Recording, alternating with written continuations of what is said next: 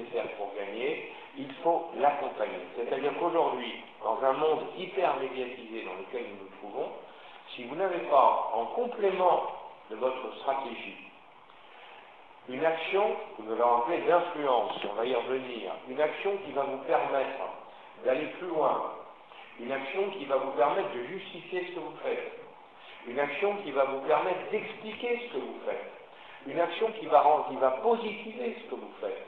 Eh bien, si vous n'avez pas ça, eh bien, vous vous exposez à de graves ennuis, parce qu'on s'aperçoit dans les dernières opérations militaires ou politiques qui ont été menées par les uns ou par les autres, que s'il n'y a pas, en complément de la stratégie et de l'action, une véritable politique d'influence, une véritable action d'influence pour appuyer, pour consolider ce qu'on est en train de faire, eh bien, on va régulièrement à l'échec, parce qu'en face, et c'est ça qui est important, en face, nous avons des concurrents. Les concurrents, eux, ne vont pas hésiter à utiliser des méthodes d'influence pour déstabiliser ce que vous proposez. Et c'est un peu moi là-dessus, si vous voulez, que je voudrais revenir. Alors, qu'est-ce que c'est que l'influence d'abord? Parce que quand, après tout, je constate, avec d'autres, qu'il y a une confusion en France en particulier, il y a une confusion totale entre la publicité, la propagande, le lobbying et l'influence. Ce sont des choses totalement différentes, mais en réalité, mais pourquoi il y a cette confusion? C'est parce que dans l'esprit de chacun, ce n'est pas clair. Ce n'est pas clair, on ne voit pas la différence. Nous venons d'un monde qui a commencé par la propagande, il y a 100 ans, quand on a commencé à médiatiser, à informer, on a eu la propagande, après on a eu la publicité avec les agences de publicité. Depuis quelques années, on a eu les agences de lobbying, agences de lobbying qui ont permis effectivement de pousser certains projets, en particulier au niveau des politiques, et il ne faut pas se tromper. Quand vous voyez qu'à Bruxelles, par exemple, aujourd'hui, à la Commission européenne, vous avez d'un côté, vous avez 50% de l'ensemble des lobbyistes à Bruxelles qui sont américains. Et sur le reste, vous en avez 60% qui sont anglais et allemands. Et pour les 26 autres pays, vous avez fait compte, 40% de 50%, c'est-à-dire que nous avons 20% de lobbyistes pour 27 pays européens, contre 50%, uniquement pour les Américains. Ça montre ce que c'est que le lobbying. Mais le lobbying, ce n'est pas uniquement de l'influence. Le lobbying, c'est autre chose. Le lobbying, ça va être un moyen tout à fait technique qui va faire qu'on va apporter à ceux qui sont appelés à décider, car j'ai bien dit à ceux qui sont appelés à décider, on va leur apporter des éléments qui vont leur permettre de justifier pourquoi il faut aller dans un sens ou dans un autre. La propagande, c'était autre chose. Et la publicité, comme vous savez, c'était vanter un produit, c'était vanter un individu, c'était vanter une organisation, en expliquant qu'elle était meilleure que l'autre et en trouvant des arguments pour ça. Donc, dans le fond, le lobbying n'est qu'une variante de la publicité, beaucoup plus ciblée sur certains individus. L'influence, ce n'est pas ça. La force de l'influence, et ce sont si on regarde les premiers qui ont vraiment compris, il y en a deux d'ailleurs, c'est évoqué, mais sans être bien clair, dans un livre que certains peut-être ont lu de Chacotine sur le viol des foules, mais qui date d'il y a une centaine d'années. Il y avait aussi Gustave Le Bon qui en avait un peu parlé, mais pas grand-chose. En réalité, l'influence telle que nous la concevons aujourd'hui, on voit qu'elle apparaît, telle que on en parlerait, les meilleurs Français sur le problème l'ont vu. L'influence, c'est en réalité amener quelqu'un à s'auto-convaincre qu'une solution est la bonne, sans qu'à aucun moment il ne ressente la moindre pression sur lui. C'est ça l'influence.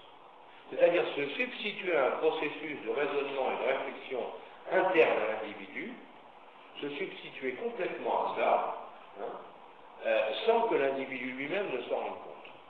Alors ce n'est pas du lavage de cerveau, parce que vous n'exercez aucune pression sur la personne. Et c'est ça l'influence, c'est là la force de l'influence. Et cette influence, pourquoi elle a émergé si fort depuis quelques années, et on y reviendra, c'est parce que nous avons des outils aujourd'hui qui nous permettent justement de réaliser ce genre de choses, et là on rentre en plein dans l'intelligence économique ou l'intelligence compétitive.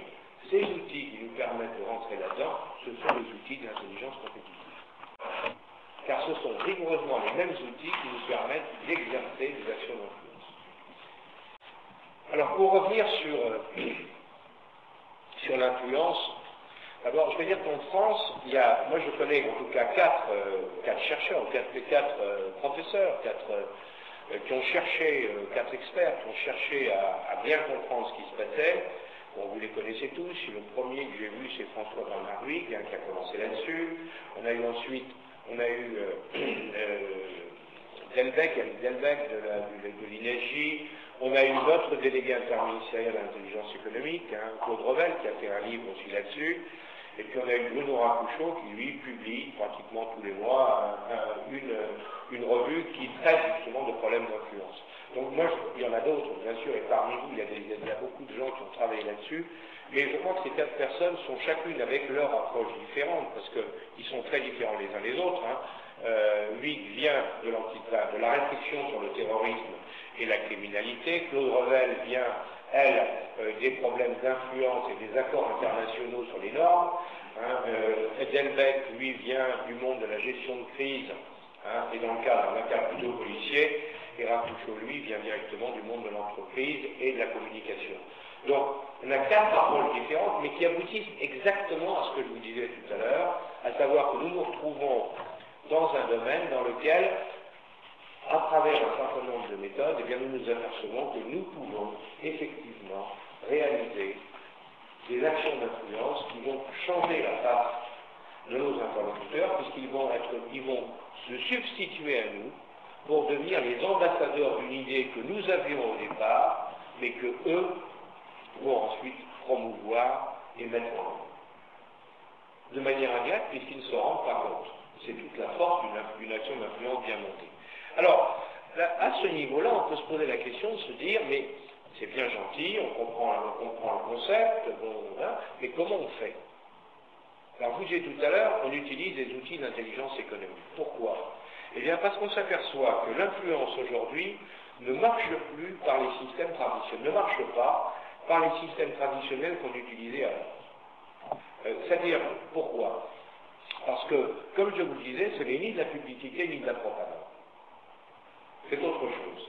Et on voit que pour que ça marche, il faut utiliser deux vecteurs dans lesquels les gens ne se méfient pas. Donc l'auditeur, le spectateur, celui qui va recevoir l'information ne se méfie pas en la recevant, donc va être disponible. La première, c'est les réseaux sociaux, il ne faut pas l'oublier, est un formidable vecteur d'influence, le réseau social, avec Internet bien entendu. Et le deuxième, ça va être les ONG. Alors je vais revenir là-dessus, sur ces deux points qui me paraissent importants, pour justement bien évoquer pour bien qu'on comprenne le problème de l'influence. Une expérience récente, il y a 1 an et demi, qui a été faite en France par un institut de sondage, a montré que 7 Français sur 10 qui reçoivent un message sur Internet envoyé par quelqu'un qu'ils connaissent croient que c'est vrai. Et là, on rentre au cœur du problème. Parce que vous, qui êtes professionnel, évidemment, vous n'êtes pas vu. Si vous recevez un message par Internet, même s'il a été forwardé, comme on dit maintenant, même s'il a été retransmis par un de vos amis et que ça arrive donc de quelqu'un que vous connaissez, vous n'allez pas y croire forcément. Mais il n'empêche que donc 7 Français sur 10, eux, vont y croire. Et qu'à partir du moment où ils y croient parce que c'est un message qui a été transmis par quelqu'un qu'ils connaissent, donc c'est ça la clé de confiance, si je peux dire, eh bien, à partir de ce moment-là, ils vont véhiculer, relayer, envoyer ce message à d'autres chez qui ça va avoir le même effet.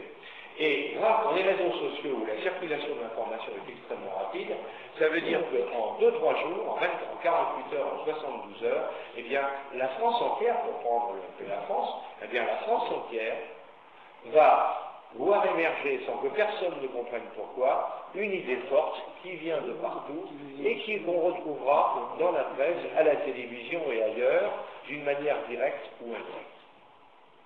Et là, on est en plein dans ce qu'on appelle l'influence. car c'est une véritable manipulation de l'information, il faut bien dire la vérité, parce que cette information qui circule et que vous allez retransmettre, elle a généralement un fond de vérité. Il y a toujours une part de vérité dans tout.